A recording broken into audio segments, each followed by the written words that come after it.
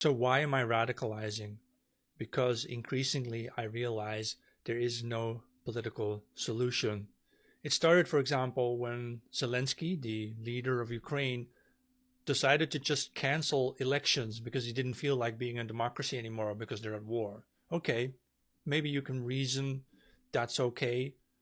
But then, of course, Romania happens, where someone wins the elections and is then told that he can't be the winner. And then there are reruns, re elections, and then they tell that candidate who won the first time that he's no longer allowed to participate in the elections. You can't vote for him anymore. Wow, that's democratic. And then, of course, in 2027, there's going to be French elections. And in the French news, now there has been this message that maybe Marine Le Pen, that right wing party female leader, might not be allowed to participate in those elections. And then what about, in Germany, the AfD? Why not just ban that whole party altogether so they can't participate in any way in any election, not even the local elections either? And you see where this trend is going, right?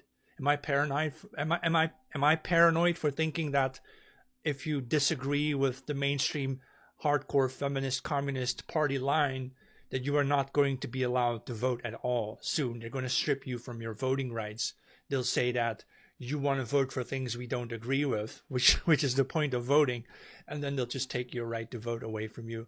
This is why I'm radicalizing. It's been like this for a long time. I've always noticed that in the Netherlands, for example, where I used to live or where I still live today, uh, you can vote for right-wing parties, but then by the time they get to power, they just do whatever the mainstream party line was.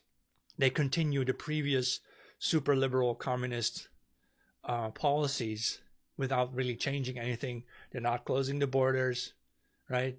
They're not supporting their people. They're not building more homes for our people so we have a place to live in our own country. No, that's why I'm radicalizing. There is no political future, no political path forward. And so you have to start thinking of, well, do we flee or run toward the subarctic regions and terraform those, make those places habitable? Do we flee to Siberia? Do we become refugees elsewhere? Some people say we should come to South Africa. I want to stay in Europe. And if there's no political possibility to compete in the arena of words, then perhaps we're going to pick up a copy of Che Guevara's book, Guerrilla Warfare.